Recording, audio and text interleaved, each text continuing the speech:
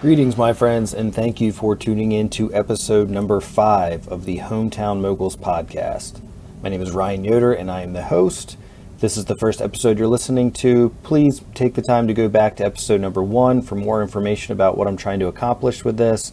And depending on what streaming service you're listening to this, please just take a second to like, subscribe, give it a thumbs up, give it a couple stars, and just make sure you follow along as we bring out some new episodes. In this one, I get to sit down with Brandon, the owner of FILEC Services. Brandon's an awesome dude and very inspiring to watch from the outside looking in.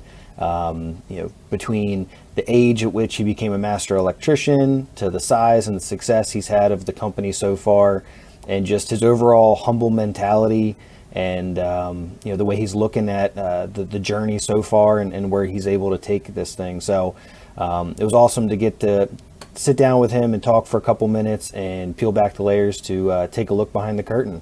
So please sit back and enjoy. All right, and we are officially recording. What's going on, man? I appreciate you jumping on. Hey, man, no problem, Ryan. Thanks for having me. So you've listened to a couple of the other episodes. Got kind of a feel for what we try to do here, just to introduce you. So if you want to start there with who you are and what you got going on. Yeah, so my name is Brandon Ksiazek. I'm the owner of FILEC Services LLC. We're an electrical contractor out of Middletown. We do electrical contracting, security, fire alarm, data, service the whole entire state, residential, commercial, industrial, you name it. We try and do it. How long have you owned the company? Started the company back in 2010, kind of like a part-time thing as I was still working full-time for another electrical contractor. And right around, I would say May of 2013 is when I started FILEC full-time, quit my full-time job and started pursuing it as a full-time career.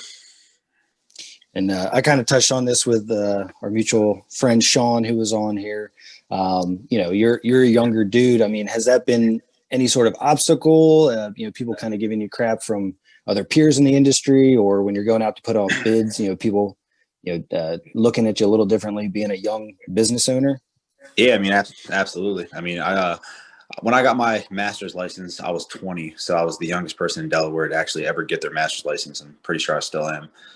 Just had to learn on the fly quick, man. I was always a solid electrician and was always very confident in what I could do and always knew I wanted to have my own company. So had to grow a beard in real quick so I could try and act like I was a little older than I was, you know what I mean? And still rock the beard to this day with my baby face. And yeah, just kind of hit the ground running. When I first opened the company in 2010, just would do stuff for, friends, family, kind of the same situation with Sean, just trying to pretty much do whatever I could to make money and kind of get my feet wet and see what I was getting myself into. And it just kind of gradually went from there. Now, were you raised around, other people in the trades? Was this something that you were always interested in, just, working with your hands and everything, or what kind of led you down this route? No, man, not at all, actually. So nobody in my family is an electrician by trade. So when I went to Hudson and I took electrical as one of my, shops in my freshman year and decided that's what I wanted to do and stuck with it and just always excelled at it. It was always something that I just was very interested in and knew that I was good at. So just really just kept pursuing it more and more and more. And by the time I was a senior, I knew that I always wanted to have my own company. I knew just like with my temperament and my personality, working for another contractor wasn't really ever going to be like a long-term end goal thing for me. So just kept trying to pursue to have my own company, got myself situated around a few different people that already had their own businesses and different trades and different aspects to kind of pick their brain on how they do things and kind of how to just get myself started. And like I said, once I got my license, it was just off to the races. Now, for someone that's, I try to watch YouTube videos and do stuff around the house myself, but I'm not the most technically skilled person. I mean, when it comes to the actual, getting the licensing and coming out, like you said, you're the youngest person. I mean, what's actually involved in that? Is it something that most people even go after when they come out, or do some people just kind of keep it baseline as an electrician? It really depends. I mean, I personally, even as being a master electrician, holding my own license, I encourage anybody that's an electrician just to get it for themselves. Just because you have a master's license doesn't mean you have to own your own company. I just think, like it just holds weight. It's kind of, it's not really like having a college degree, but in the electrical field, it's obviously like the highest thing you can get, just being a master electrician. When people ask, just say, yeah, I'm a master electrician. So for me, going to Hudson and co-oping and once you graduate Hudson, you have a 4-year apprenticeship program that every person in Delaware that wants to be an electrician has to go through. It's normally a night school program, and it's 2 nights a week. Luckily for me, going to Hudson, I was able to basically skip my first year of night school, so I only had 3. And as I was going to school, I was working full time for 2 different electrical contractors during that period of my apprenticeship. And as soon as I was eligible to take the test, I just took it and passed it on the first try. In school, you're learning like an actual trade and the logistics of the electrical field. But as far as owning your own company and things like that, is that anything that they teach you or that they taught you in school, like how to manage employees or like applying for business loans or anything? Or was that something you just completely followed outside of school? Nah, I mean, I wish they would have taught me or told me something, you know what I mean? It would have saved myself a lot of headache and hardship, because I really didn't know anything going into it. I just knew that, I had a passion for owning my own company and doing electrical work, and was going to make it work one way or another, and just kept grinding every day. And for me, I didn't have anybody that I even knew that would, give me any work. So when I first started back in 13, it was just me. I started by myself, bought a van, and was just kind of slowly advertising, doing a lot of residential stuff. And then I brought on my brother and another employee and just slowly started building it into something. And we really didn't try to market the residential work. I mean, it's a lot easier to get residential work, just a lot more volume, but less money. So my idea was to always try and go after commercial work and grow the company that way, because for me, there was always more money in it, and it was always something that I like to do more than just the residential work, like wiring houses, even doing service work. So that's kind of where we started and how it kind of went. Now, from where you initially saw it going to now, I mean, what's the next step? Where do you see it going from here? Like, are you just going to continue just getting bigger and bigger? Do you like the size and the scale you're at now? Like, what's your vision for it? It's a good question. I think as I sit back and I look at where we are now and what the future holds, I mean, future is kind of like just a mystery, man, like a beautiful mystery. I think in the long term, I would like to continue growing the company, and I would like to just keep building relationships with different people that we do work for, and hope that works out.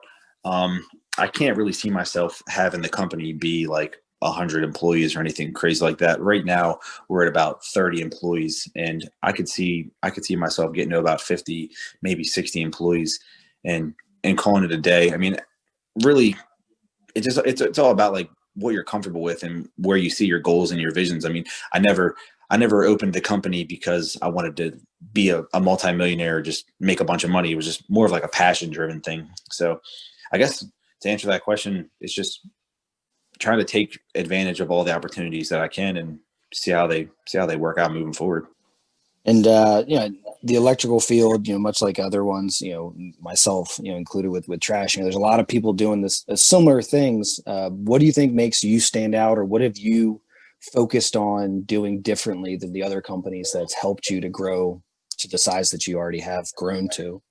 Personally, I think it's the way we build relationships. I mean, I have a group of guys that are here that are core guys, and when we reach out to people, or when people reach out to us, we try to value them more as just like a customer or someone we do, like they're going to give us work. We try and build a relationship, and just like any business, obviously building relationships is huge, but I just think with the service that we offer, and then the relationship we try to build with the customer for a long-term thing, not just one job and kind of be done. I think that's kind of what separates us.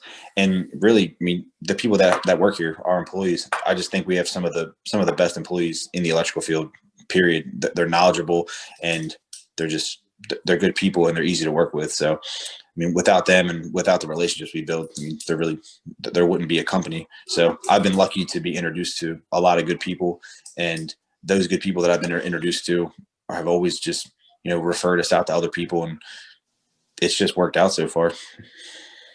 And the logistics, I'm curious about, say when you first started and it was just you in a van, was the actual structuring of your company, say like a sole proprietorship, whatever it is, differently than obviously as you had to gain employment, hire employees, and I'm assuming you could like file your taxes on your own at that size, Yep. but as you get bigger, like you have to start taking into like an accounting team and hiring on that side as well. I mean, what was that like, the growth and adjustment from the business type to like the logistics of tracking your accounting and everything like that? I learned a lot of stuff on the fly, man. Like I said, I didn't really have anybody to lean on to say like, okay, like how did you do this or how can I do that? I really just had to learn a lot of it on the fly. The one thing that I always stressed and knew that I had to do for just the business and the long-term goals was the way we infrastructure things. You had to make sure that from an office personnel, before you grow and you try and reach out and get more work, you have to be structured in your office before you can actually go out and try and get more work. Because if you go out and get more work and you don't have the office structure or the personnel, it's just not going to work out because there's just too many things on the back end that have to be done. But as far as like an accounting standpoint, we've used the same accountant, luckily, since the first day I started. I was lucky, and I knew someone that was pretty close to the family that was an accountant, and we've been using them from the very beginning. Awesome. Obviously, there's a lot of stresses that come with owning the company and, trying to manage employees and stuff. Have you had to figure out how to adjust to that side of the business for your own, I guess, your own mental health of like, I mean, I imagine it's pretty stressful having that many people relying on you, for their income, for their families and everything like that. I mean, how's that affect you as a person? I feel like every business owner would like almost say the same thing. It's like when you start a business, like it's almost like your child, you know what I mean? Especially if you started from nothing and you try and build it into something and really just maintain it and hold on to it. It's a struggle, man, for sure. I mean, there's always times where I wish I could just shut my brain off and just shut the company off and just kind of distance myself from it for even just a day or two, so I can just kind of recoup and really just get back to it. But I wish I'd be lying to you if I said that ever works. You know what I mean? Like I feel like I can never shut it off. It's always in the back of my mind. It's always something that I'm thinking about. And really it's crazy. I think the one thing that has helped, which is crazy, is, when I started the company, I was back in 2013, I was 23. So I was engaged. I'm still with my wife now. And since obviously you have 3 kids. So having kids is one way that I can say has helped me kind of take my mind off the business and focus on more of like a family life and with the kids. Because like I said, before I had kids, the company was my kid. You know what I mean? So now actually having kids of my own, that's pretty much like the only way I can really like take my mind off it and not think about it. But as soon as I either like go to school or go to daycare, it's right back to it. You know what I mean? So. Absolutely. Now, if you were to peel back the layers of, the industry that you're in, when you first started versus now, what's something that was surprising that you didn't expect, or, was there something about it that was different as you came into like owning the business versus being an employee, things that, work differently than you thought they would going into it, maybe putting in bids, or I don't know, just how the overall industry was run? Yeah, a lot of things.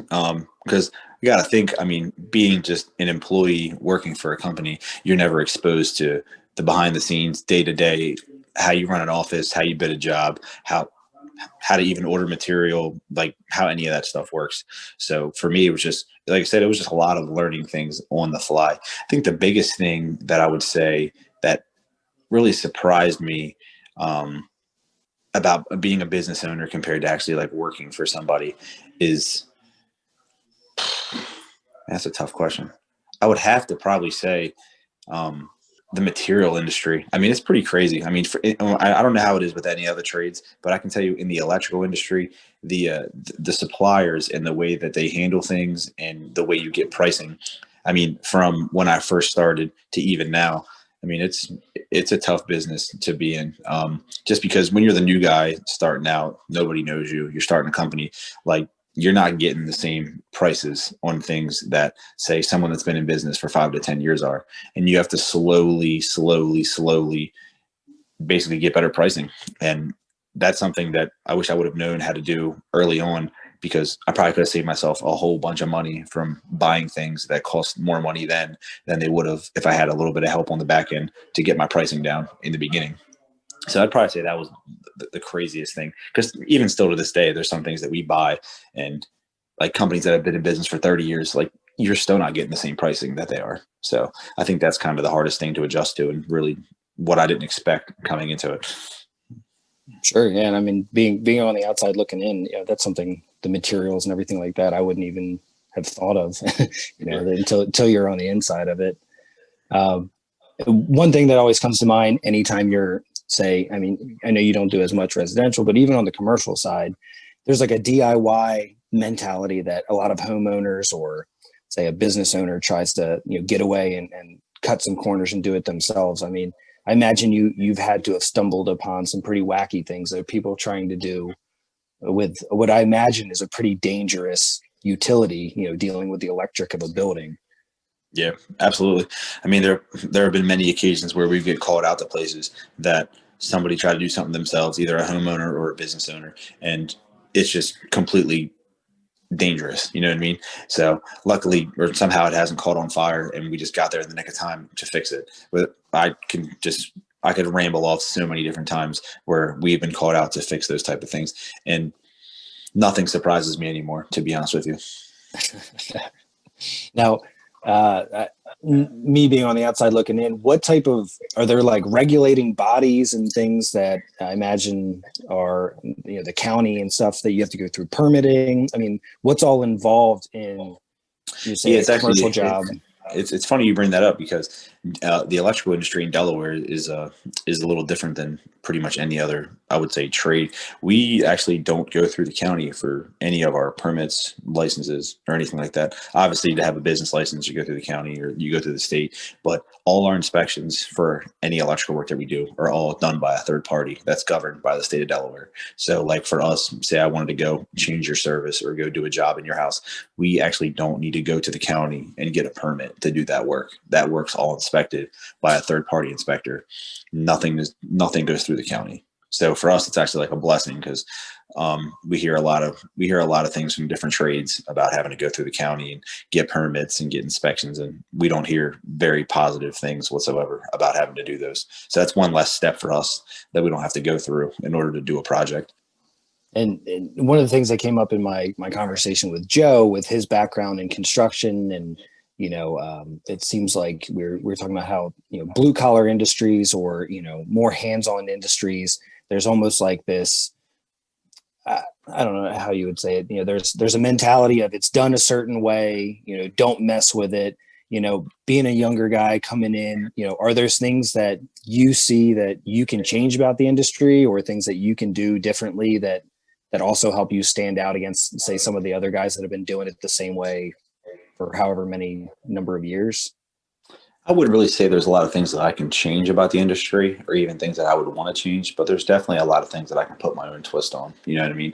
And I kind of use that to my advantage for a lot of different things. Really, because you got to think Delaware, and you're from Delaware. Everybody in Delaware knows everybody. So, I mean, when you have an electrical contractor or any type of contractor, for the most part, like, what they always say is like your it could be my customer today and your customer tomorrow. So like, you really got to try and like just separate yourself from everybody else, as to like, okay, there's hundreds of electrical contractors in the industry. Like, why are we going to use you? And like, that's the way you separate yourself from other people. And you just got to find your little niche. I mean, even in like your industry and any other trade, like most companies, if say you're a plumber or a mechanical contractor or even a concrete contractor, like you don't do everything, you know what I mean? Like you have your certain niche where you do things, and that's your expertise, and that's what you kind of lean towards to do majority of your work. And it's the same thing in the electrical industry. Like there's not many companies out there that are like a humongous industrial company, or they do high voltage work, but then they also wire commercial buildings and do custom houses. So you just got to find what it is that you as a company are going to excel at, and really focus on those areas and try and make them your own. Gotcha. So what would you say those niches are for you specifically? I know you can, yeah. Yeah, commercial and Are those, residential and service work. I mean, over the past 2 years, our company has really tried to put a lot of emphasis on growing our service department. Like just smaller residential installs, small like just commercial work. I mean, service work for either commercial or residential buildings. Our service department over the last 2 years has probably exploded and doubled in size. That's something that we've really put a lot of focus and energy into trying to do, because obviously being in Delaware and being in Middletown, you see that there's a need for the service industry in this area. There's so many people that are moving here, and like there's a lot of things that people want, like whether it's a chandelier installed in your foyer, or you want a backup generator installed, or say you just want to swap out some lights in your kitchen to recessed lights, or even add an outlet. Like there's so much of that work in Delaware, and especially in the Middletown MOT area, that we've really just tried to pick up on over the past 2 years. And it's been a success, and hopefully it'll just continue to grow because of how many people are moving into the area. And commercial work. So like we do a wide range of commercial work. I wouldn't say like we're a very big industrial company. We do service work and do smaller industrial projects, but so like, for instance, we're doing the YMCA right now in Chestertown from the ground up. We've built hotels. We've built just so many different things. We're doing a 3-story senior living center in Newark.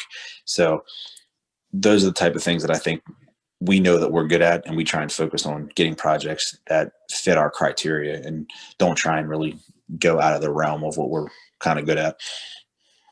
so, using this platform and what can I do, or what can anyone out there that, might be listening to podcasts or Facebook or website, like what's the best way to get a hold of you? What's the best way to promote your services and to get more information? Like how can I help spread the word for you? Well, anytime anybody that can be pushed to our website, which is FILECservices.com, or even our Facebook, that's huge. I mean, we try and do a good job of updating our Facebook to what we're doing on a weekly basis, and really the same thing with our website. So that would honestly be the best way. Facebook, like we talked about before, is just a huge area where we get a decent amount of work from. Just there's so many people on there, and it's undervalued tremendously. So we really try and put a lot of emphasis on our Facebook page and keep it up to date. So anybody that either has used us before or they don't know who we are can kind of get a feel. If you go on our Facebook page, you can kind of see the broad range of work that we do, whether it's, like I said, changing out a chandelier, adding an outlet in your house, or doing a complete 3-story senior living center from the ground up. So we try and keep all those items on there so you can kind of see it from start to finish. Cool, man. Now, using your experience and your expertise so far of, building a company to where it is, anyone that's I ain't no looking expert, man, into that's for sure. Definitely not an expert. I wish I could sit back and say I was, but I'm definitely not that. Well, you're certainly walking the walk. That's obvious. You're making it, whereas a lot of other people, haven't gotten nearly as big as you are, and aren't as recognizable. And I see your logo all over the place. So, I mean, what information, what tips, what could you share with the world of other people that are looking to potentially get something up and off the ground and launch their own business and have an idea? One piece of information that I would give to anybody that even wants to consider starting their own business is you got to find something that you're passionate about. You got to find something that you truly like to do, that you could see yourself making into a career before you could even consider starting your own business. I knew, luckily, at an early age that I just love doing electrical work. I even to this day probably like doing electrical work with my tools more than I even like running a business. But like I said, those are the things you have to do and the decisions you have to make when you decide to start your own business. But you just really got to find something that you're passionate about and just stick to it, man. And you got to have confidence. You can't be afraid to make a decision that you're not 100% sure it's going to work out. You just got to follow your gut and hope that it works out.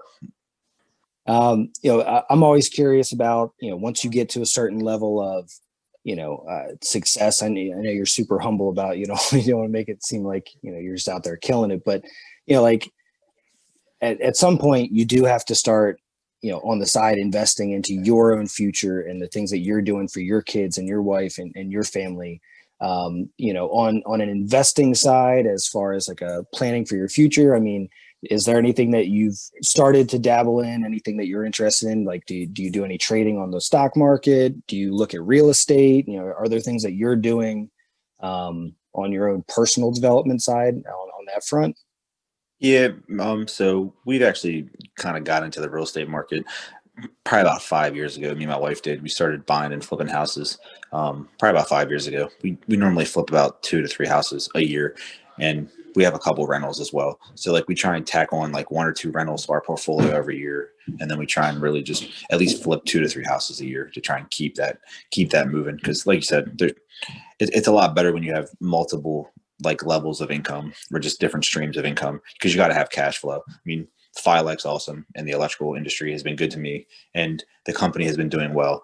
But if for any reason there was an issue with FILEC or anything with the economy, you got to have something else to kind of go back on. Stocks, I don't really do too much day trading. I am in the stock market. I do invest, not so much recently with everything going on, but I have over the past 2 to 3 years, and it's been pretty well. But over the last probably 6 months, I've kind of stayed away from it. Gotcha. Yeah. Well, like I said, I'm impressed anytime I see you posting stuff. And when we first started connecting, I'm always impressed when you see someone that takes that leap of faith and creates something of their own. So I appreciate you jumping on to share your story, kind of where you're at. Hopefully we can have you on again in the future, connect and see if you've taken any other turns, any other developments, and then gone from there. But it was an awesome conversation. It's exciting to see where you've gone, and I'm curious to see where you take it from here, man.